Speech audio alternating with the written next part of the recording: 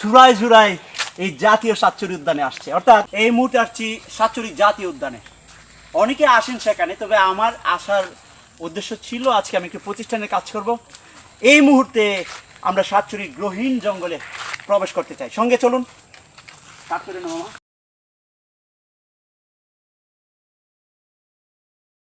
দুই একজন বন্ধু বা বান্ধবীকে দেখতে পেরেছে যারা ঝুড়ায় ঝুড়ায় এই জাতীয় সাতচুরি উদ্যানে আসছে। অর্থাৎ যদিও আমরা সিঙ্গেল, আমি আর আমার ফাইজুল মামা আমরা সিঙ্গেল আসছি, কিন্তু এখানে এসে যতটুকু দেখতে পেরেছি আসলে জুড়ায় জুড়ায় যে কাফল তারা এখানে আসছেন মূলত এই জাতীয় সাতচুরি উদ্যান ঘোরার জন্য। তবে এটি যেহেতু বন্যপ্রাণী চলাচলের এলাকায় জন্য সাবধানতার সঙ্গে এখানে চলতে হয়। তাছাড়া আপনার জানমাল, মোবাইল, টাকা পয়সাও কিন্তু সাবধানে রাখতে হয়।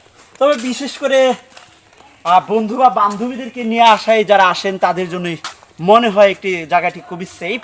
তবে সবার জন্য সতর্কবার্তা থাকবে, সাবধানতার সঙ্গে আসবেন এবং সব কিছু নিয়ন্ত্রণ রেখেই আসবেন। জাতীয় উদ্যানের সবচেয়ে উৎস জায়গা হচ্ছে সেটি।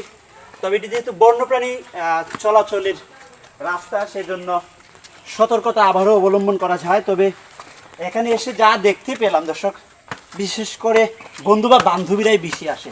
অর্থাৎ আমরা যেহেতু একা আসছি, বিশেষ করে যারা কাপল বা ডাবল আসছে তাদের জন্য হয়তো জায়গাটা ঘুটিয়ে সম্পর্কটা করাই সবচেয়ে মধুর একটি জায়গায় জাতীয় উদ্যান সাতচুরি।